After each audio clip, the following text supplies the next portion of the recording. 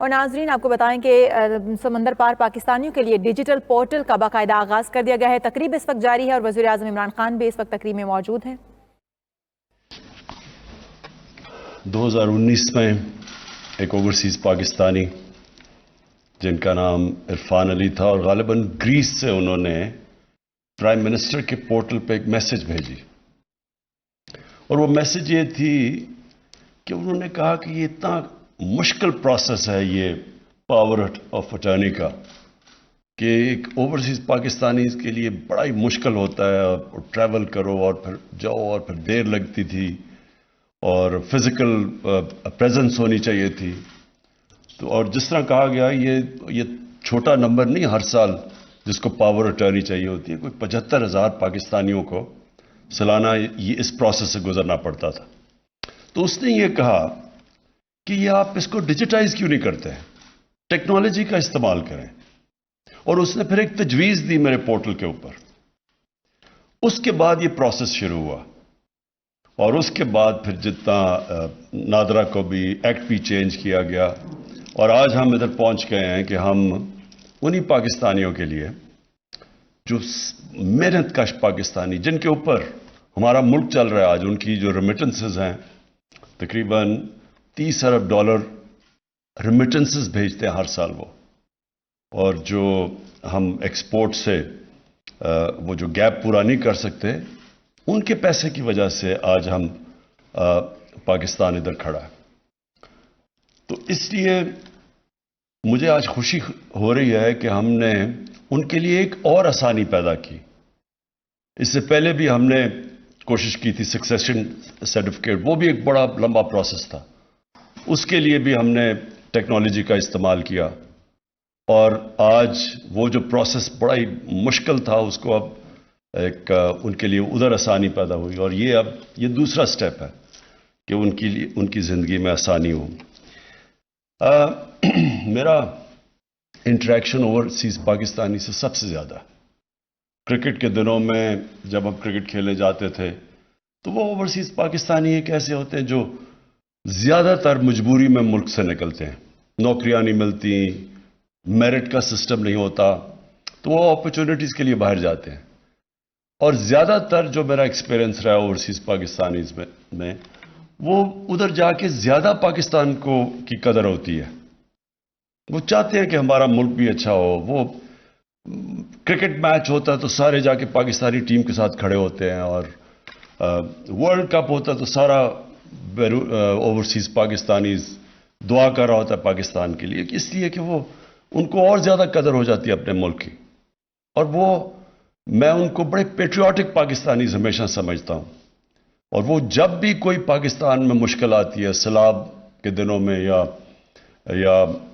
جو زلزلہ آیا تب، یہ شوکت خانم کے لیے ہمیشہ وہ دل کھول کے پیسہ دیتے ہیں اور چاہتے ہیں کہ ہمارا ملک آگے بڑھے۔ تو ان کی خاص اہمیت ہے میرے دل میں، اور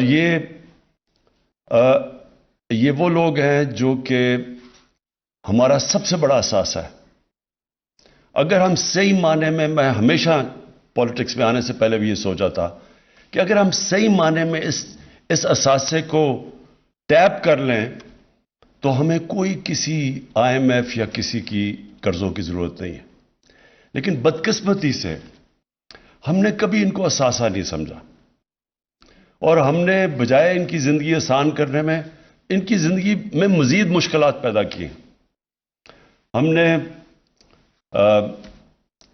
ان کی جو انویسٹمنٹ، کیونکہ وہ بزنسز جب بھی وہ کرنے کی کوشش کرتے ہیں پاکستان میں ان کو زیادہ تر نقصان ہوتا ہے، کیونکہ وہاں ہمارا جو سسٹم بدقسمتی سے اس میں اتنی کرپشن آ چکی ہے، اور وہ اس سسٹم کے عادی ہو چکے ہیں جدھر کرپشن نہیں ہے، تو وہ جب یہاں آ کے کام کرتے ہیں ان کے لیے بڑا مشکل ہوتا ہے یہاں کام کرنا، اور وہ زیادہ تر جو میں میڈیم والوں کی بات کر رہا ہوں وہ کوشش کر کے وہ بیچاری بزنس فیل ہو کے واپس چلے جاتے ہیں، لیکن ترستے ہیں پاکستان میں آنے کے لیے۔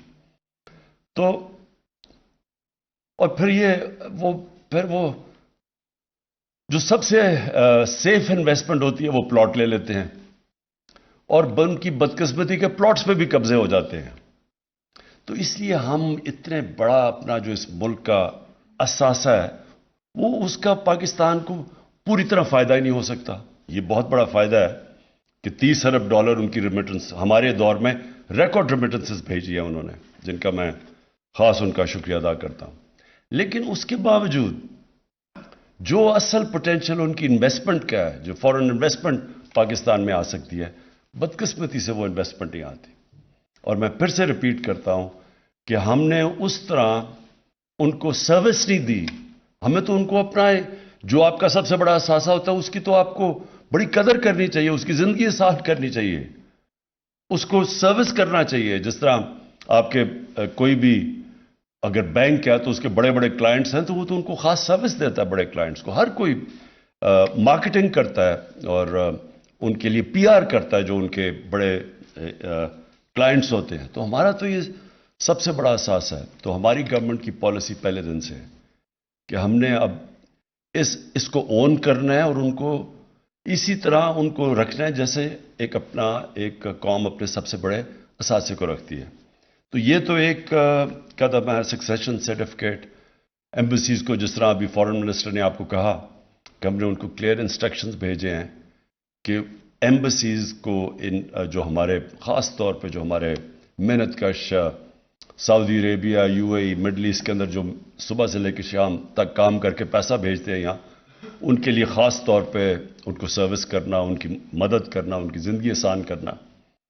اور اس کے لیے اب ایک فارن منسٹر نے پورٹل بھی بنایا ہے جو وہ ڈائریکٹ کوئی بھی اب بتانا چاہے کہ ہمارے کوئی مسئلے کیا ہیں تو وہ ڈائریکٹ یہاں فارن منسٹر کے پورٹل کے اوپر آ سکتے ہیں. جس طرح ہمیں یہ گریس سے ایک اوورسیز پاکستانیز نے بتایا یہ اس کا پاور آف ٹرنی کا، اس طرح ان کو بھی بڑی اچھی انفارمیشن آئے گی اب انشاءاللہ، کیونکہ وہ اب کنیکٹ ہو گیا ان سے آن لائن. جو مجھے کل خاص طور پہ خوشی ہوئی کہ ہم نے اب اوورسیز پاکستانیز کو شامل کر لیا پاکستان کی ڈیموکریسی کے اندر. اب ان کو جو ووٹنگ رائٹس ملے ہیں، میں آپ کو بتاتا ہوں اس کا فائدہ کیا ہے. اس کا فائدہ یہ ہے کہ اب ہر گورنمنٹ مجبور ہو جائے گی کہ اپنے اوورسیز پاکستانیز کی قدر کرنا، کیونکہ وہ ووٹ ڈال سکتے ہیں. جب وہ ووٹ ڈالیں گے تو وہ تو اس گورنمنٹ کو ووٹ دیں گے جو ان کی زندگیاں بہتر کرے گی، آسان کرے گی.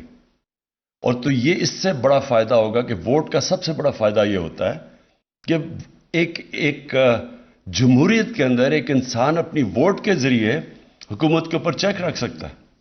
تو یہ 90 لاکھ اوورسیز پاکستانی ہیں ہمارے، ان کو اب جب رائٹ ملے گا ووٹ دینے کا تو یہ جو ووٹس ہے گورنمنٹ سب ان کی قدر کریں گی، جو بھی گورنمنٹ آئے گی. اور یہ جو دوسری چیز کل اس کی بھی مجھے بہت خوشی ہوئی، ای وی ایم مشینز کی. دیکھیں یہ بھی آج ہم اس لیے کر سکے ہیں کیونکہ نادرا نے ٹیکنالوجی کا استعمال کر کے ان کی زندگی آسان کی. تو ٹیکنالوجی تو انسان کی زندگی ہر جگہ آسان کر رہی ہے. اب ہر جگہ دیکھ لیں کہ ٹیکنالوجی جدھر جدھر ٹیکنالوجی آ رہی ہے، کدھر لوگوں کی کیا 20 سال پہلے 10 سال پہلے کیا تھا اور آج کیا ہے. ٹیکنالوجی، یہ موبائل فون نے دنیا چینج کر دی ہے اور اتنی تیزی سے ٹیکنالوجی چینج کر رہی ہے کہ انسانی تاریخ میں کبھی ٹیکنالوجی اتنی تیزی سے چینج نہیں انسان کی زندگی میں لے کے آ رہی جو آج ہے. تو اس لیے ٹیکنالوجی کا آج استعمال نہ کرنا، اس سے بڑا امکانہ کیا سوچ ہو سکتی ہے. سوچے 2008 کے اندر الیکشن گورنمنٹ نے ایک کمیشن بنائی تھی، غالباً میرے خیال میں سغرا امام اس کی ہیڈ تھیں، اور انہوں نے ریکمینڈیشن دی، بار بار میٹنگز کر کے انہوں نے ریکمینڈیشن دی. الیکشن کمیشن نے ریکمینڈ کیا کہ ای وی ایم الیکٹرانک ووٹنگ مشینز آنی چاہیے. یہ 2008 کی بات کر رہا ہوں، لیکن کیوں نہیں ایکسیپٹ ہوئی؟ یہ کوئی بھی وہ لوگ جو اس ملک کے اندر ایک پرانے سسٹم سے فائدہ اٹھا رہے ہیں وہ کبھی چینج نہیں آنے دیں گے. ہم نے اتنی کوشش 3 سالوں میں، مثلا میں آپ کو مثال دیتا ہوں کہ کس طرح یہ ایک کرپٹ سسٹم سے جو فائدہ اٹھاتے ہیں چینج نہیں آنے دیتے. ہم نے